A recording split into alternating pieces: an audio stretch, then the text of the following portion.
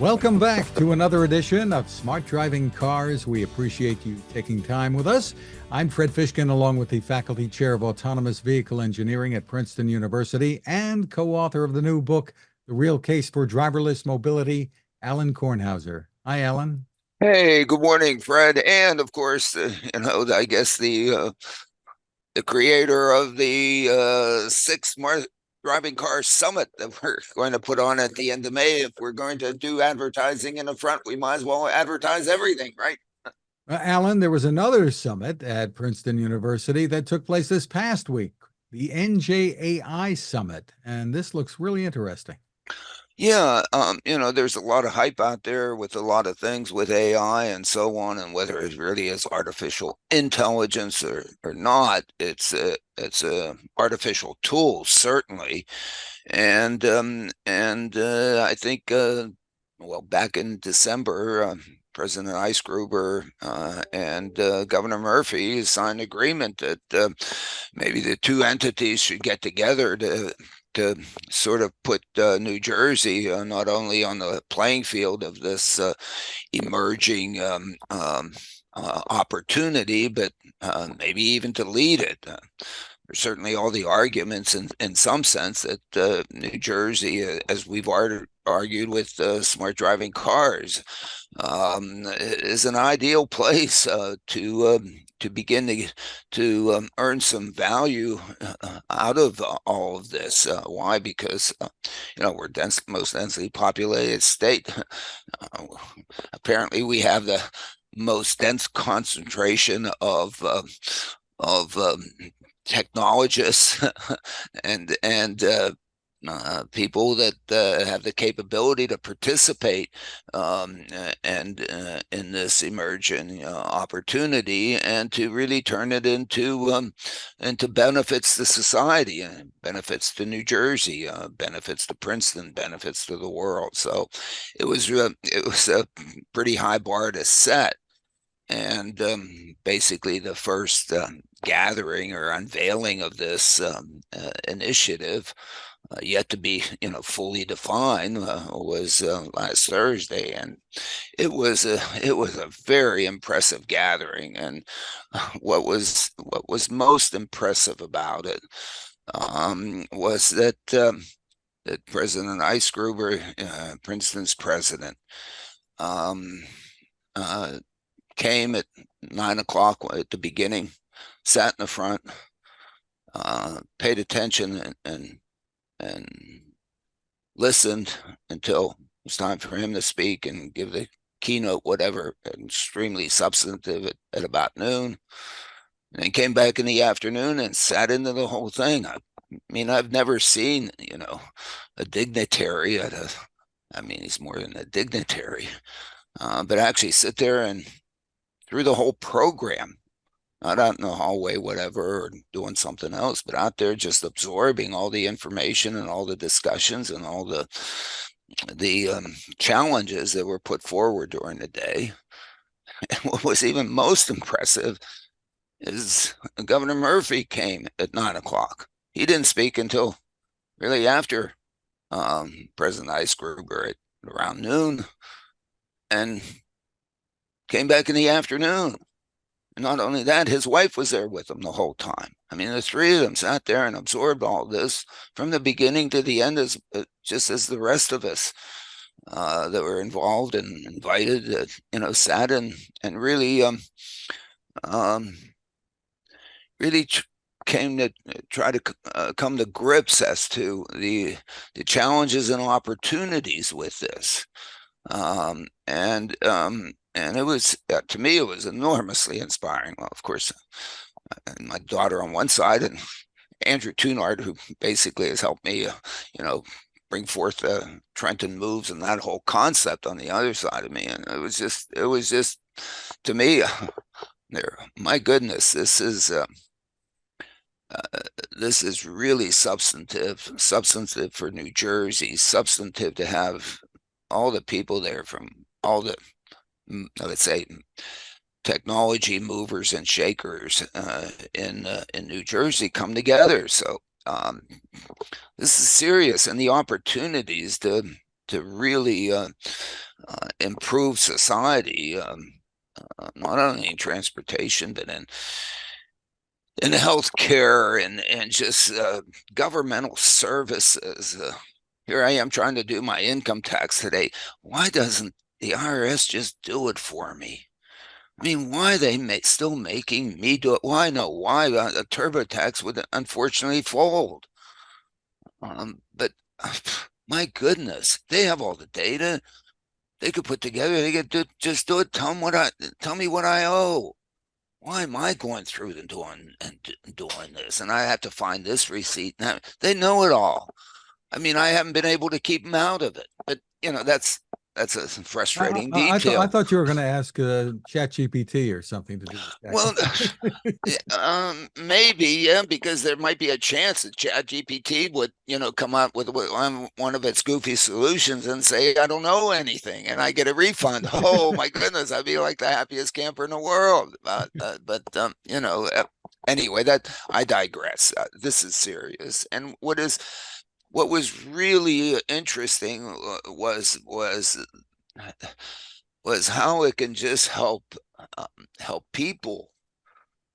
Just the idea is to really help people, and it was to me very invigorating. I put the link to everything in smart driving cars. The presentations aren't posted yet, but they will be. And this is just the beginning. And whether and Princeton and New Jersey is really a good place to do all this. Sure, Silicon Valley can go do whatever they want to do, although whatever. And we're not competing at all. We're going to cooperate. I mean, anyway, and to do this well. Exciting. And one of the companies, of course, that's one of the individuals, I suppose we could say, who's playing a big role in all of this and has from the start is Elon Musk. And some headlines here. Tesla has cut prices for supervised FSD in half to $99 a month. And you have some comments on the story from The Verge by Andrew Hawkins, in which he called the price cut a reflection of the company's continuing financial hardships. Yeah, and I don't know why he threw that in there. Is the Yeah, in some industries, maybe cutting, well, getting rid of stuff while you're going out of business is a operational strategy and a pricing strategy. But why here and why with this? And why with new software? I certainly don't see it. I don't see it as that. I even recall putting in an e-letter about when 23andMe had a sale for $99. They would, figure out my DNA and tell me some things about me that I had no opportunity to know. Ooh, I couldn't wait to jump all over that. It seemed to me that, oh my goodness, just last week, last month, last year, it was like not only $1,000, $10,000. I mean, took infinitely long to do, but what did all the people in bioscience do? They took that genetic marker and sort of figured out what it was and spent an enormous amount of computing and all of that stuff and figured it out and whatever and got it down to ways that somebody could offer it for $99. Oh my God, I'm all over it. That's what this seems like to me.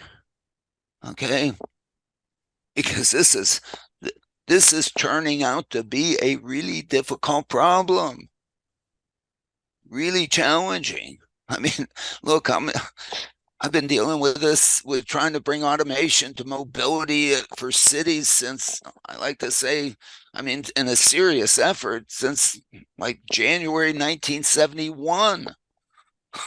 That's I'm almost like the folks at Plasma Physics Laboratory who want to bring thermonuclear fusion and absolutely free energy to everybody. It keeps saying we're going to have it. They've been working 50 years or more, and we're still not there. I've been working on this sucker for 50 years or more, and we're still not there. And in fact, in the last 20 years, since DARPA, it's 20th anniversary of DARPA challenges, give or take. And the realization I like to think I had the realization before, but that made it clear that, my goodness, if you could put, it's called enough intelligence in a car and have it drive itself, then you take advantage of the, enormous amount of blood, sweat, tears, money that's gone in to build this road infrastructure, and then just provide additional mobility on top of it. You piggyback the infrastructure. Prior to that time, we thought we had to build new infrastructure and have the thing operate by itself. But the only way to get it to be safe enough was if you guarded it, put it in its own little whatever, and made sure that no children were chasing balls and et cetera and et cetera. The realization was, boy, if you have to do that, good luck. Good luck. For New Jersey, we designed, hypothesized systems that, you could easily walk to and walk from. 10,000 stations, 10,000 miles of guideway. You got to go, up to Wall Street and beg for $250 billion, if not $1 trillion, maybe in 1975, $1980. Who's going to give you that? Plus, you have to pass these things by Fred's bedroom window. He's never going to let you do that. And so that was just, it became undoable until, my goodness, maybe we don't need all that. Maybe we can just go out there and use what exists. Oh my goodness, what a concept. And piggyback on that. Oh my goodness, what a disruptive economic concept that might be. But we just had to put enough intelligence, in the vehicle such that it wouldn't go boom. And it's been 20 years people have been working on this. Of course, we thought we could do it out of the box. In 2005, we thought, 2007, we got her. Okay. Yeah, it's a little tougher. And it was 2009, that was 2014, that was 2018, and here we are sitting at 2024. And it is tough. We've made enormous advances, but it is tough. But here, somebody who's been working on this has now created, what's the beauty of doing it this way? The beauty of it is that once it's in software, then the replication costs are essentially zero. If you have over-the-air updating, the distribution cost is essentially zero. Incrementally, and you can scale it. The incremental cost per unit is essentially zero. So the objective is to get to scale. And how do you get to scale? Well, you make it inexpensive. Why is it that people are on their phones all day long? Because you don't have to put a dime or a quarter into the payphone each time, and who knows what long distance charges. I need to call collect. And all of a sudden, boom, boom, boom, boom, boom, boom, boom. So that, and if you look at, you get $100 from a new customer, for which the marginal cost of that new customer is essentially zero. Boom. That whole $100 goes in to help pay for all the loans that you have to pay off for what it took you to collect it, to make it. Well, even before the price cut, they had announced that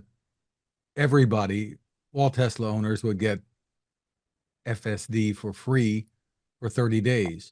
So that was an introduction. And then on top of it, then they cut the price that if you liked it, now it's $99 instead of we know how to get somebody hooked on something, right? I mean,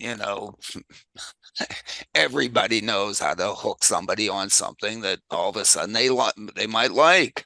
Well, it's like the You Costco always free give them a free Costco taste. I free mean, samples. everybody does it. All whichever. That's capitalism, I guess. It's communism too, I guess. I don't know. It's everyism. you know, every every kid running a lemonade stand knows that. Okay, that's not advanced Goldman Sachs theory. I don't know, whatever. Well, you Yeah, include in the but I newsletter, think Alan. but I think Go that ahead. the idea is that my goodness, um, um, the marginal revenue associated with you know each each one of these uses is really what is really enormous. Why? Because each additional one, in a sense, the way the car is ending up being designed at this point is it has to have sensors and it has to have actuators and it even has to have computers to not do the driving, to try to help us not crash.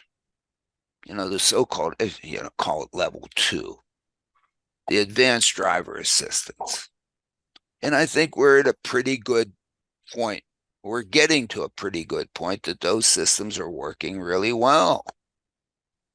But once you have the sensors, the actuators, the communications, and maybe you just have to upgrade the computer a little bit. Or maybe not even upgrade the computer. The new software, again, the marginal cost of adding on a new customer on this thing is essentially zero.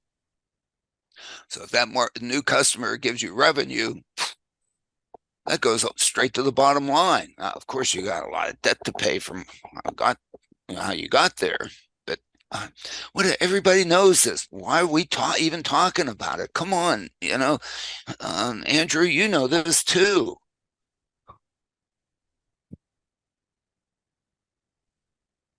Alan, you include in the newsletter some of the latest release notes from Supervised FSD, which includes some pretty responsible language about telling people what they what they should not be doing with it. Telling Yeah, of people course.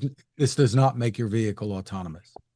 Right. And the rebranding that Tesla is doing right now is, my goodness, keep it going. Okay. Let's get all that stuff out of the way. This isn't driving you. Okay. But my goodness, it is it is really pretty darn good. And keep going but what again, the keep going requires is we're not there yet, and you're gonna have to spend some more money before the first one is good enough. But as soon as the first one's good enough, then the second one is good enough at essentially zero incremental cost, and so is the third one, so is the fourth one, so is the nth one, so is the billionth one. Maybe a little bit incremental cost, but not much. Meanwhile, Elon Musk on X had a post responding to someone that read, "It has been staggeringly difficult to make generalized self-driving work, requiring all that you describe above and more. The investment in," this is a key quote, I suppose, the investment in training compute, gigantic data pipelines, and vast video storage will be well over $10 billion cumulatively this year.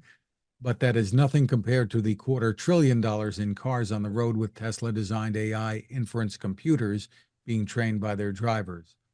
Just talking about how you've pointed out just how expensive it is to get this accomplished.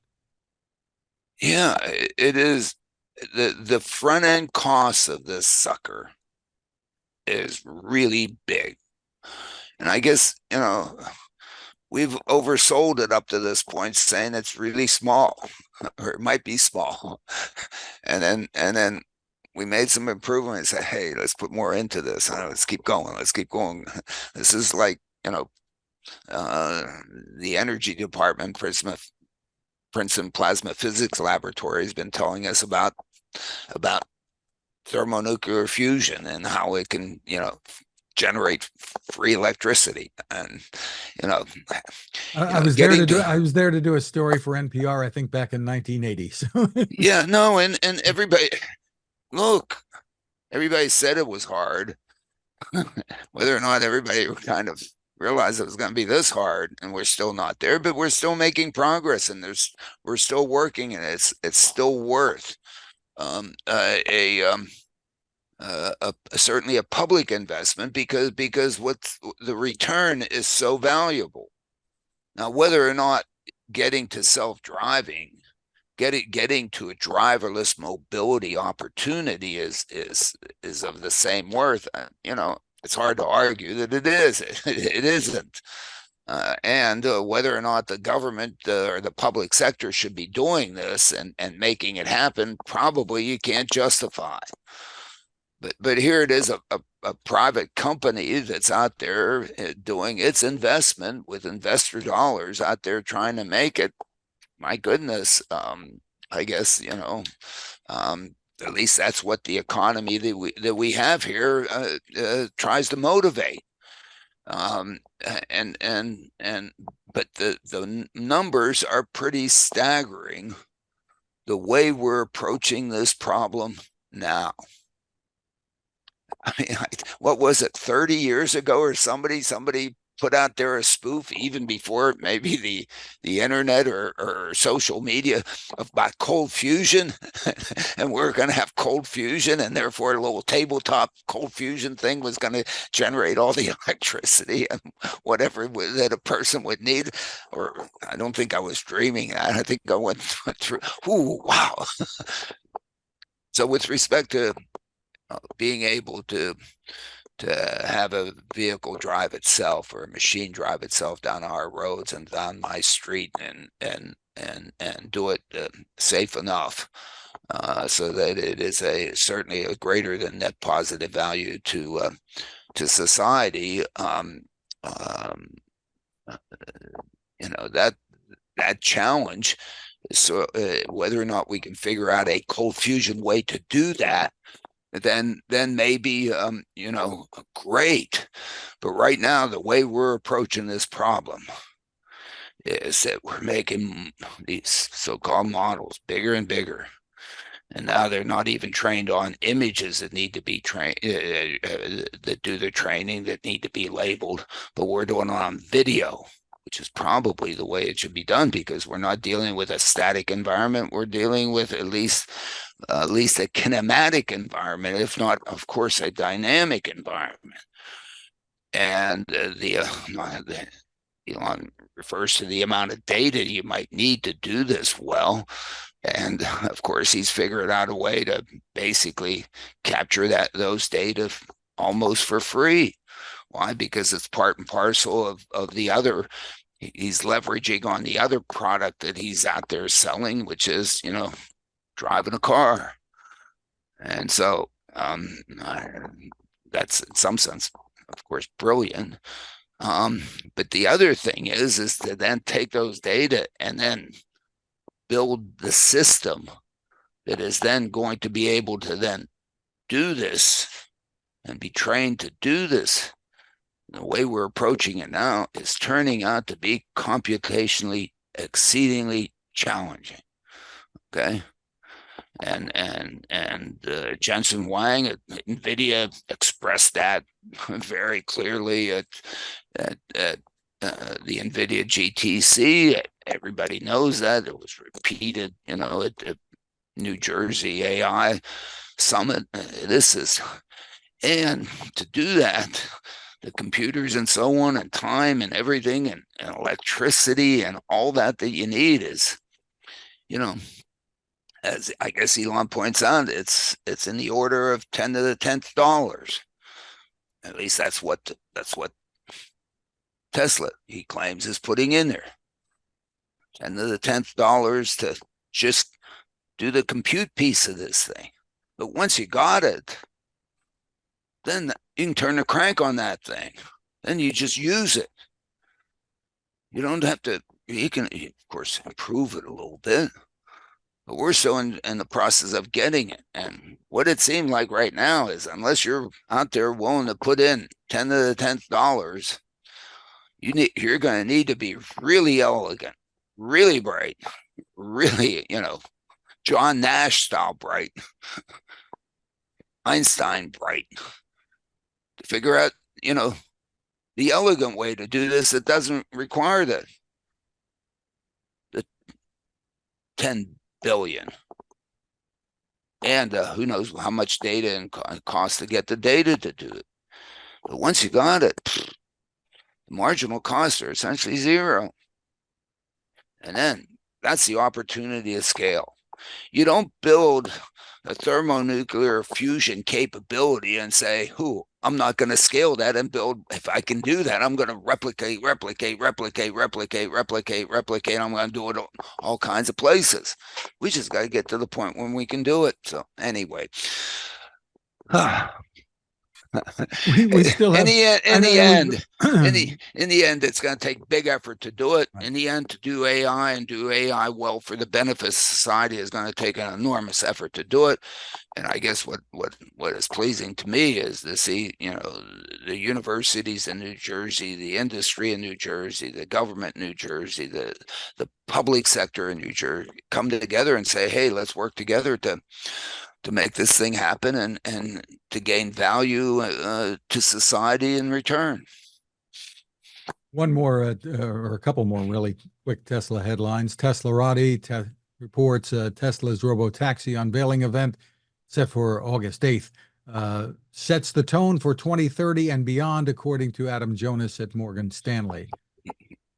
Yeah, well, I put that in there because, of course, we love Adam, and Adam's been a big inspiration in all this, and a big visionary in all this. It's really, in some sense, Adam's vision that has propelled and a lot of this. And I'm glad to see that Adam hasn't given up and is in there positive. Anyway, we just wanted to throw that in there. You also put in the newsletter the story about Tesla settling the case over the fatal autopilot crash of an Apple engineer. Yeah, and I'm really pleased that they settled. It means that out of that tragic situation, both sides are at least somewhat happy. And that's good. But I wrote back in 2018, right after that happened, and I looked at the scene, and I said, I don't know that I wouldn't have hit that point in that diverge. I mean, at some point, California Department of Transportation, Caltrans, has to be responsible here. Any of us that drive have asked what of the transportation facilities. We've, surface, smooth surface, some paint so that we can see where the lanes are, and maybe some signs so we understand where we're supposed to behave this way or that way or a different way as we travel. And the whole, certainly coming out of the DARPA challenge, everybody that came out of that said, that's all we ask of. We're just asking. We're not asking you to bury magnets or cables or put all sorts of whatever communication gear out there, to do that.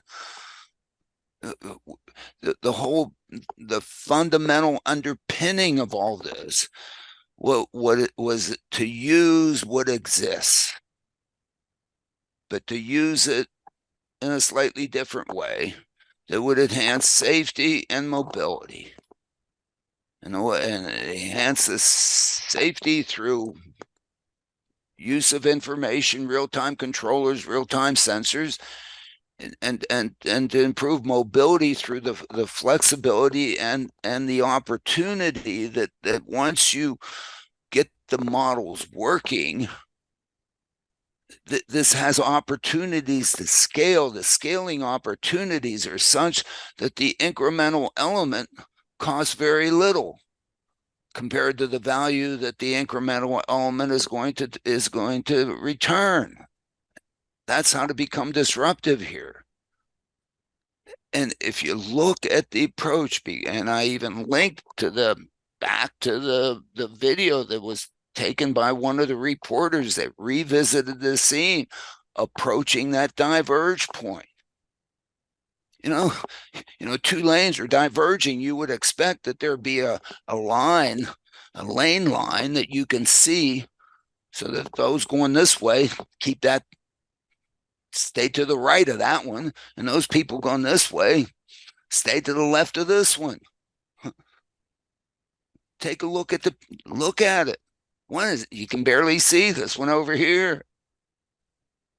So depending on which way you're going, what are you supposed to follow? And then there used to be a crash arrestor there. Why did they put a crash arrestor there? Because, oh my goodness, of course you better have one. Why, this is a high-speed diverge point. My people are going like, California. Who knows how fast they drive? And unfortunately, like 2 weeks before that, I think it was somebody driving a Honda. I guess they got confused by the lane markings, and boom. And that crash arrestor saved a person's life. Okay? But in the 2 ensuing weeks, did Caltrans go back and replace that in case somebody else or autopilot got confused? No, it wasn't there.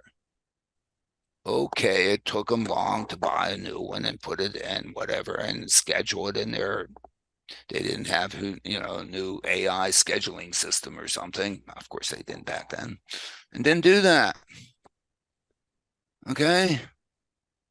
And what is also with the paint, I think it is a standard. I have to go look at my manuals in terms of roadway design.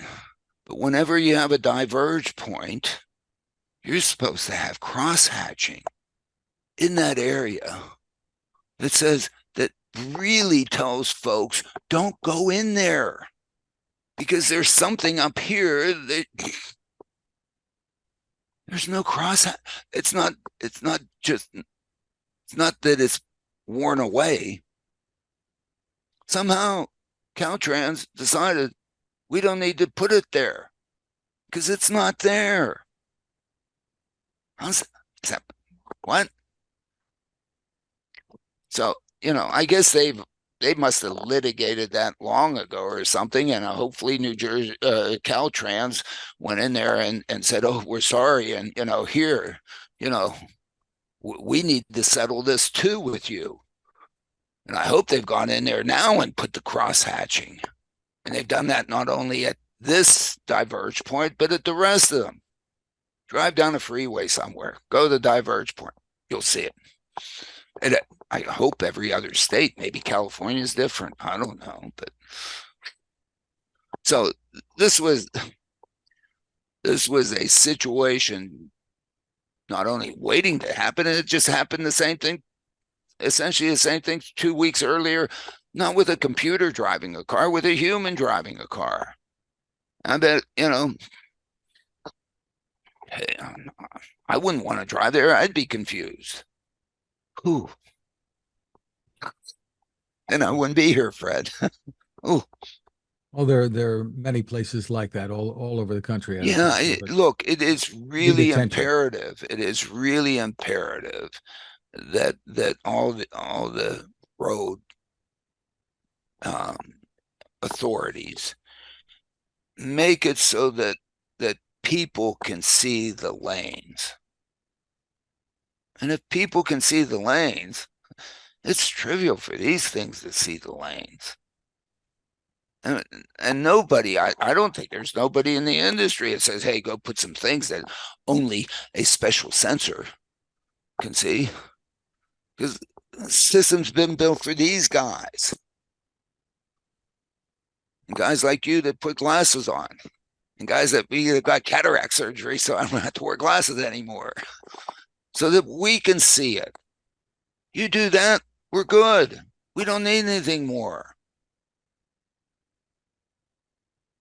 We need some signs out there to tell us what to do. We try to train these things on stop signs with graffiti all over them. Please take the graffiti off the stop signs, because by the time we have things out there that are going to have computers look at these things, how many other people are going to go there and may not recognize the stop sign? Wow. And if there's a bush in front of it, either move the stop sign or move the bush. Because just common sense, so that we can do this driving task. If the system out there is that so that we can do it, well, great.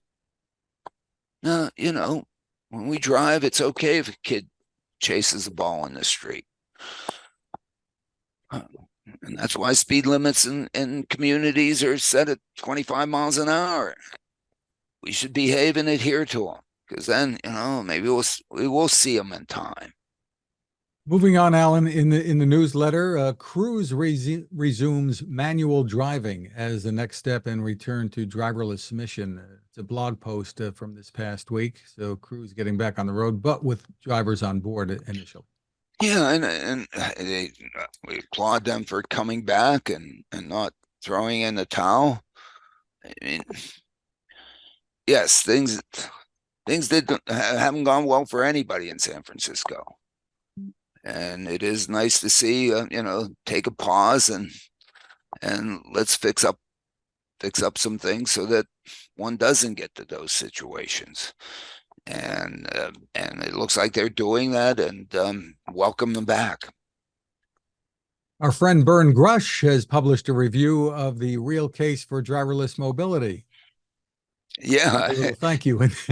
Yeah, thank you, Bern and ITS International. His very kind words. He leads up to it appropriately, saying, what all the sort of other values of this are to the people who drive themselves, but there is, the focus of the book. Not only looking at this technology and the benefits for people that drive themselves, but the people who need a ride.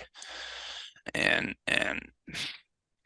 it remains astonishing that that much of the industry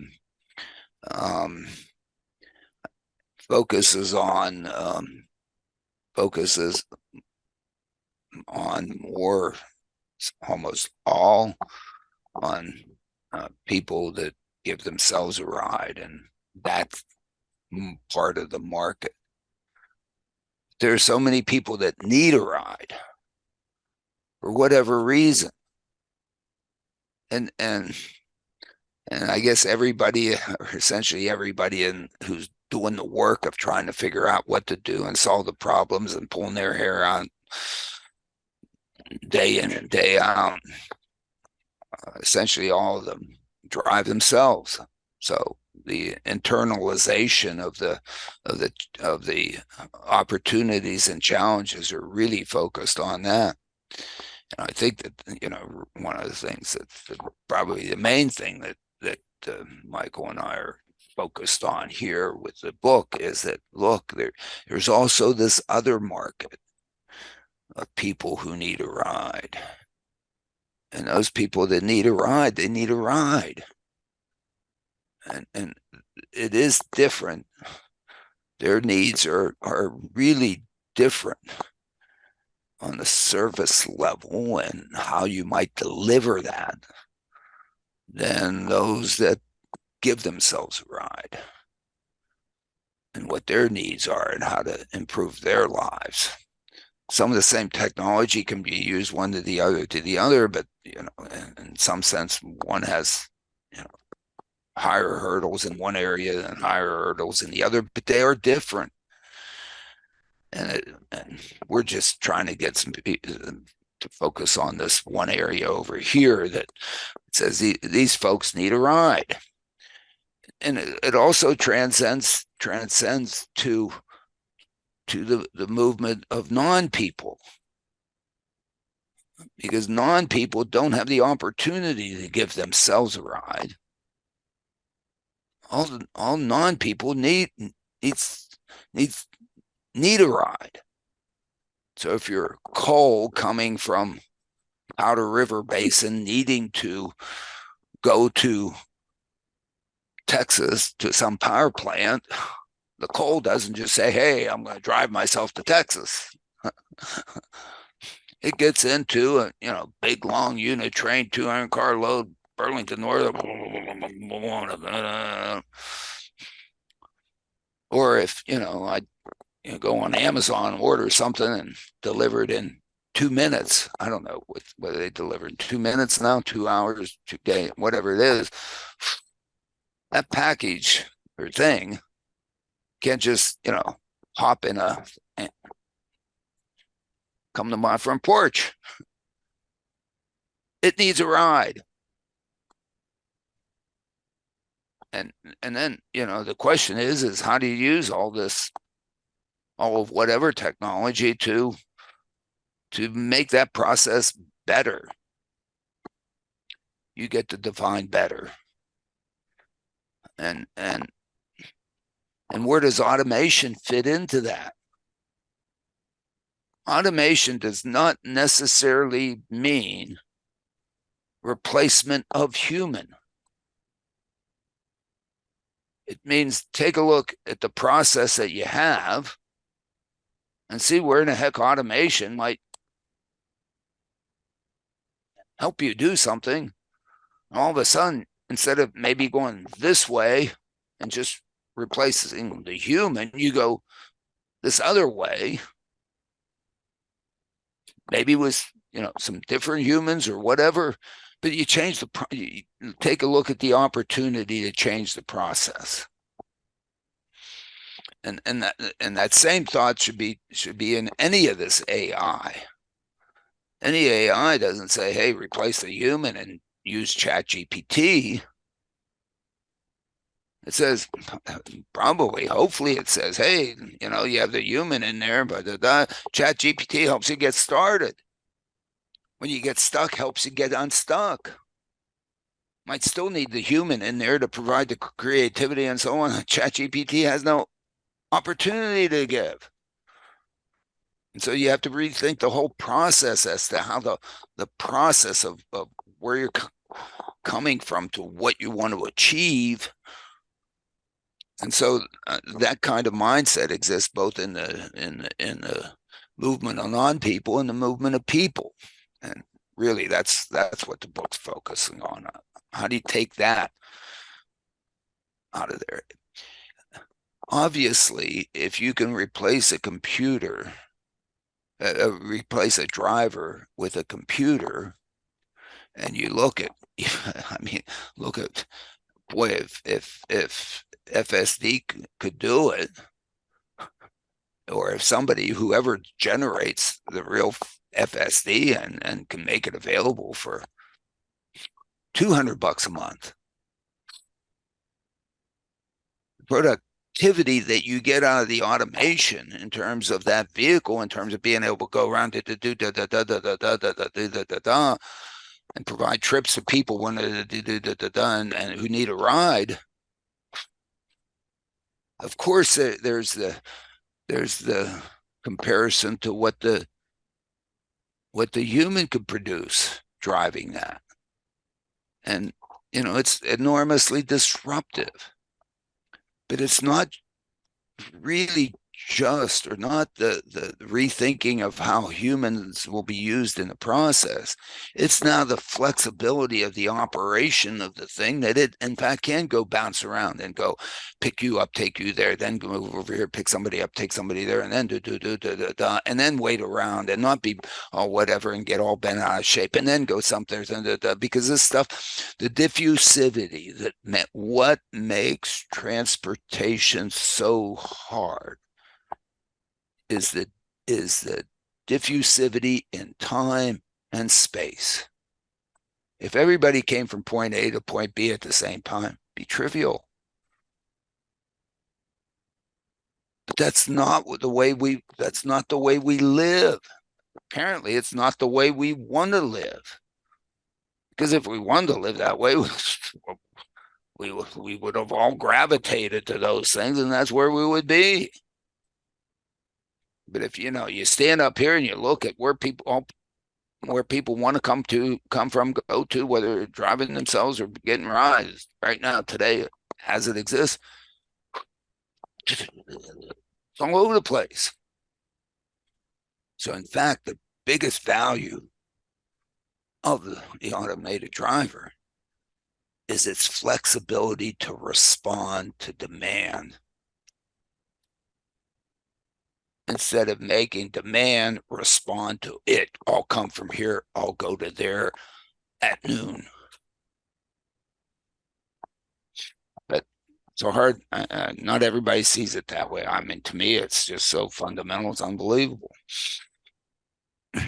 Well, that's going to be a big part, of course, at the 6th Smart Driving Car Summit coming up at the end of next month. Not far away now. Yep. The program is really getting there. I have a link to it. At least, some of the people are still invite. They're still trying to, manipulate their schedules and their, do they have good reason to be here? They'll only come if it's the best place for them to go. Otherwise, they'll go do something else. So, I'm going to be there because I know it's going to be the best place for me to go. But, the rest of the world, who knows? They get to choose. But you can take a look at the program, the way we've decided that we're just going to have plenary sessions. We're just going to have everybody in there into all the sessions. And especially after watching the experience at the New Jersey AI Summit, and having both the president and the governor and his wife sit there all day in the same session and contribute and be in there, I think that's a great way to, if you come there, or we want you to not only absorb, but we want you to contribute and engage, and it is. It's not going to be like these podcasts in which I'm sitting there pontificating to everybody, I hope, but because it's so hard to get engagement. But you and I engage a little bit, Fred, don't we? We engage a little bit, but certainly we want contributions from everybody in terms of not only what's coming from the dais, but also from the audience. And so we're going to have that, and basically, we're breaking this thing down into an array sort of structure in which, we have in the columns, we have proof of concept, proof of market, proof of policy, politics and people, called policy. So proof of policy, and on the rows, basically looking at how this technology can help those that drive themselves. So basically focus on where we are and where we're going with advanced driver assistance systems. Of course, the driverless, the people that need a ride, and moving people that need a ride. And then the third row of this array is for goods, for non-people. They need a ride. And how does the proof of concept, proof of market, proof of politics, policy, and people differ in these? These are different markets, different challenges. And the 2 days are sort of lined up with Thursday being basically where we've been, where we are, the challenges ahead. And then Friday is all focused on deployment. Having this actually come out to and deliver value to society. And how do we do that? Not that we do another test, not that we do another demo, not that we do whatever. How do we get this in people and goods hands packages non-people hands so that they drive themselves better, they get rides better, and both people and non-people get rides better. So that's sort of the organizational structure of the whole thing. Hopefully we have the best people in the world coming, or mostly from the United States, of course. But that's the way it's all arranged. And then we'll have a couple gatherings and so on. Pre-gathering. Starts with a gathering on the evening of the 29th, and it takes place May 30th and 31st. And there's more info at smartdrivingcar.com, which is also where you can find us. And you can find us also wherever you turn to for podcasts, whether it's Google, Amazon, Apple, wherever. You can ask your smart speaker to play us too. You can find my tech reports and a special series this week on the real case for driverless mobility, a 5-part series that will be at textination.com, or listen to a radio station near you that might be carrying it. I'm Fred Fishkin along with Alain Kornhauser. Thank you for listening or watching. Please continue to stay safe. Thank you, everybody. See you at the end of May. Ooh.